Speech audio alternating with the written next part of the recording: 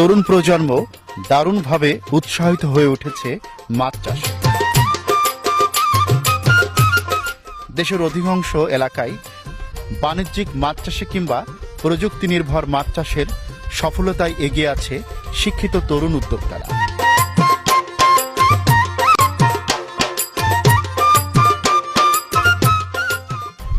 সুপ্রিয় দর্শক মণ্ডলী, এই মুহূর্তে আপনাদেরকে নিয়ে এসেছি চট্টগ্রাম জেলায় মিরসরাই উপজেলায়। পরিচয় করে দিচ্ছি একজন উদ্যমী, পরিশ্রমী তরুণ উদ্যোক্তা মৎস্য খামারি জনাব মোহাম্মদ শাহিদুল আলমের সাথে।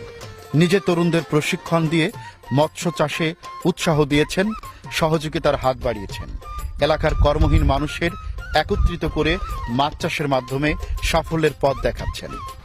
আসসালামু আলাইকুম ভাই, কেমন আছেন? ওয়ালাইকুম আসসালাম। আলহামদুলিল্লাহ ভাই, ভালো আছি। আপনি কেমন আছেন? আপনি লেখাপড়া করেছেন কোথায় এবং এখন কি করছেন? আমি আসলে ঢাকা বিশ্ববিদ্যালয় থেকে মাস্টার্স করেছি, পাশাপাশি ব্রিমস থেকে হিউম্যান রিসোর্স ম্যানেজমেন্টে পিজিডি করেছি, যেটা ইউকে থেকে কোয়ালিফাইড। আমি একটি বেসরকারি রপ্তানি প্রতিষ্ঠানে general manager, HR admin compliance হিসেবে কর্মরত, আর পাশাপাশি একজন মৎস্য খামারি বা উদ্যোক্তাও বলতে পারেন। আচ্ছা, আপনি এত উচ্চ শিক্ষিত হওয়ার পরেও কি কারণে এই মাছ চাষের সাথে প্রান্তিক পর্যায়ে খামারিদের সাথে মিশে আছেন, সে ব্যাপারে একটু জানতে চাচ্ছি। আসলে দেখুন, আমাদের দেশে খাল, বিল, নদী নালায় আগের মতো আর মাছ পাওয়া যাচ্ছে না।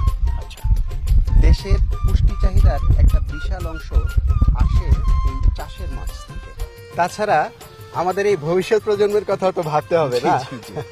আমি ছোটবেলা থেকেই মাছ চাষে আগ্রহী ছিলাম, আচ্ছা আচ্ছা কিন্তু লেখাপড়া এবং কর্মজীবনে ব্যস্ততার কারণে ঠিক করা হয়ে ওঠেনি। আচ্ছা। তো গত বছর চারেক আগে আমি খেয়াল করলাম আমার পৈতৃক অনেক পতির জমি পড়ে আছে। আচ্ছা, তো আমি চিন্তা করলাম এই পতির জলাশয়ে লাভজনক কিছু একটা করা যায় কিনা। সে থেকেই আমি আসলে এই মাছ চাষে উদ্যোগী হই। আচ্ছা। তাছাড়া করোনাকালীন সময়ে অফিস বন্ধের অখণ্ড অবসরে আমি প্রায় পুরোটা সময় এই মাছ চাষে দিয়েছি। আপনি কি শুরু থেকেই লাভজনক খামারি? না ভাই, শুরু থেকেই আমি একজন মৎস্য কর্মকর্তার পরামর্শ নিয়ে বৈজ্ঞানিকভাবে সকল প্রক্রিয়া অনুসরণ করে পুকুরের তলদেশ প্রস্তুতকরণ এবং আনুষঙ্গিক যা আছে শুরু করেছি। কিন্তু দুর্ভাগ্যের বিষয়, আমি শুরুতেই হোঁচট খেয়েছি। খুব একটা সফলতার মুখ দেখেননি শুরু থেকে? না, খুব বেশি সফল হতে পারিনি। আপনার খামারের আয়তন কত এবং মাছ চাষের শুরুতে আপনি কি ধরনের সমস্যার সম্মুখীন হয়েছিলেন, সে ব্যাপারে যদি কিছু বলতেন। আচ্ছা, আমার আসলে দুটো জলাশয় আছে। আচ্ছা একটি হচ্ছে 3 একর, আরেকটি 5.5 একরের মতো। আচ্ছা আচ্ছা। মাছ চাষের শুরু থেকেই আমি যেসব সমস্যার সম্মুখীন হয়েছি, এর মধ্যে প্রধান সমস্যা একটাই, মাছ বড় হয় না। বড় হয় না। আমি দেখা যাচ্ছে যে প্রতি কেজিতে আপনার 50টির মতো মনোসেক্স তেলাপিয়া ছেড়েছি। আচ্ছা আচ্ছা।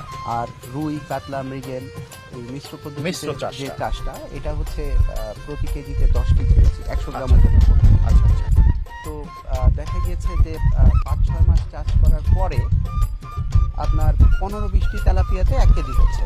আচ্ছা। আর মাছগুলো, অন্যান্য মাছগুলো 6 মাস পরেও দেখা যাচ্ছে যে 400 থেকে 600 গ্রাম। আপনি কি হচ্ছে। সঠিক মাত্রায় খাবার প্রয়োগ করতেন না? হ্যাঁ, আমি সবকিছু দিয়েছি, খাবার সহ সবকিছু। খাবারের দেওয়ার কোনো সমস্যা ছিল? কোনো সমস্যা ছিল না। তো- তারপরেও মাছের বৃদ্ধি হচ্ছিল, বাড়তো না। বাড়তো না। আচ্ছা, আপনার খামারে আর কি কি সমস্যার সম্মুখীন হতেন, যে সমস্যাগুলোর কারণে আপনি প্রতিবন্ধকতা এবং বাধার সম্মুখীন হয়েছিলেন, যদি আমাদেরকে আরেকটু গুছিয়ে বলতেন। আসলে ব্যাকটেরিয়ার আক্রমণে মাছের ঘা হতো। আচ্ছা আর হচ্ছে অক্সিজেনের অভাবে মাছ ভেসে উঠতো। আচ্ছা। আর হচ্ছে পুকুরের তলদেশে প্রচুর পরিমাণে অ্যামোনিয়া গ্যাস হতো। এর কারণে কি মাছ মারা যেত? হ্যাঁ, কিছু তো মারা গিয়েছে। আর কোনো সমস্যা ছিল আপনার খামারে? হ্যাঁ, শীতকালে মাছ খাবার একেবারেই কম খায়, আচ্ছা। যার ফলে মাছ একেবারেই বাড়ে না। খাবার কম খাওয়ার কারণ এগুলো ছিল। জি। তো এই সমস্যার সমাধানে আপনি কি উদ্যোগ গ্রহণ করলেন এবং এই সমস্যা থেকে কিভাবে বের হয়ে আসলেন? আমি প্রথমে অন্যান্য মৎস্য চাষীদের সাথে কথা বলেছি, তারা এই সমস্যা মোকাবেলা কিভাবে করেছে সেটা শুনেছি। আচ্ছা, তাদের কাছ থেকে আপনি কি ধরনের পরামর্শ পেয়েছিলেন? আসলে এক একজন এক এক ধরনের ভাবে সমস্যার সমাধানের কথা বলেছে। আচ্ছা, তারা আসলে কতটুকু সফল হয়েছে একমাত্র তারাই বলতে পারবে। তখন আপনি কি করলেন? তখন আমি ইন্টারনেট ঘাটলাম, ইউটিউবে বিভিন্ন প্রতিবেদন দেখলাম, বুঝলাম মাছ চাষের জন্য মাছের এই পানির পরিবেশটা ঠিক রাখা এবং পানির পিএইচ নিয়ন্ত্রণ এটা অত্যন্ত জরুরি। তারপরে কি করলেন? তারপর আমি একজন বন্ধু চাষির পরামর্শে ওয়াটার ক্লিন ব্যবহার করা শুরু করি। ওয়াটার ক্লিন, জি। তো ওয়াটার ক্লিন ব্যবহারের ফলে আপনি কি কোনো পরিবর্তন লক্ষ্য করেছেন? হ্যাঁ, আমি বিস্ময়কর পরিবর্তন লক্ষ্য করেছি। যেমন পানি পরিষ্কার হয়েছে, পুকুরের পানির পিএইচ মাত্রা সম্পূর্ণভাবে মাছ চাষের উপযোগী হয়েছে। আচ্ছা, পুকুরের তলদেশে আর অ্যামোনিয়া গ্যাস হচ্ছে না। আচ্ছা, আচ্ছা, তাছাড়া মাছের রঙও চকচকে হচ্ছে। আচ্ছা। আর মাছের শরীরে এখন আর ঘা হচ্ছে না।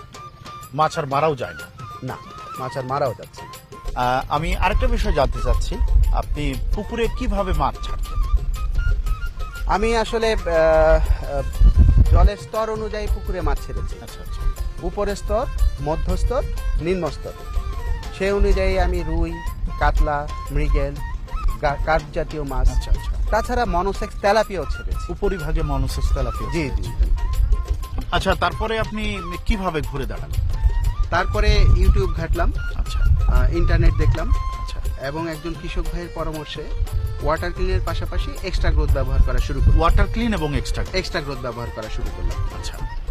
তো এই দুটো ব্যবহার করার ফলে আমি যে পরিবর্তনটা খেয়াল করলাম যে আপনার তেলাপিয়া মাছগুলো 60 থেকে 65 দিনে 2 পিসে 1 কেজি হয়ে যাচ্ছে।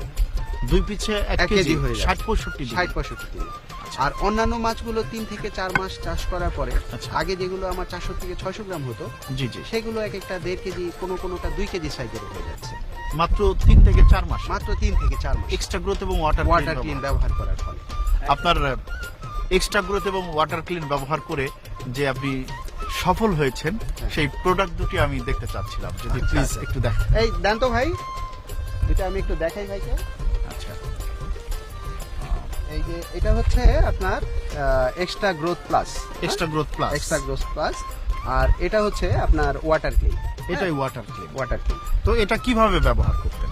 এইটা বেসিক্যালি প্রতি শতাংশ হারে আচ্ছা। আমি 100 গ্রাম করে ব্যবহার করতাম প্রতি 3 মাস পর পর। এক্সট্রা গ্রোথ 100 গ্রাম এবং ওয়াটার ক্লিন 100 গ্রাম 3 মাস অন্তর 3 মাস এটা- অন্তর অন্তর ব্যবহার করতাম। আচ্ছা, এটা ব্যবহার করার ফলে আপনার মাছের সকল সমস্যার সমাধান হয়েছে হ্যাঁ, এটা ব্যবহার করার ফলে আমার মাছের যে সমস্যাগুলো ছিল এবং এই গ্রোথ গুলো আপনি পাচ্ছেন। জি। আচ্ছা, আপনি অতীতে যে মাছগুলো চাষ করেছেন, তো লস হয়েছিল, সে লসগুলো কি কাটিয়ে উঠতে পেরেছেন? আসলে আমি প্রথম 2 বছর খুবই হতাশায় ছিলাম। তো তৃতীয় বছরে এসে যখন আমি এই প্রোডাক্ট দুটি ব্যবহার করা শুরু Extra করলাম, growth এবং water ওয়াটার clean। ক্লিন ব্যবহার করা শুরু করলাম পরিমিত পরিমাণে, তখন আমি যেইভাবে লাভবান হয়েছি, প্রথমত আমার মাছের খাবার খরচ অর্ধেক কমে গেছে এটা ব্যবহার করার কারণে।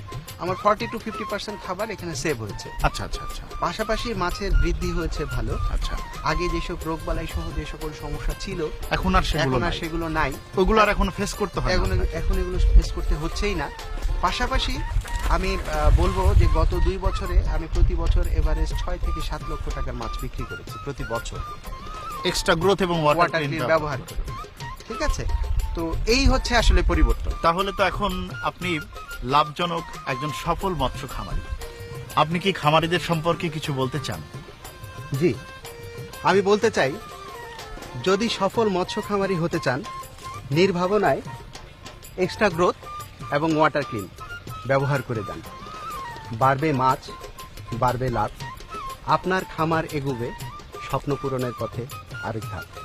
ধন্যবাদ সবাইকে। Thank you.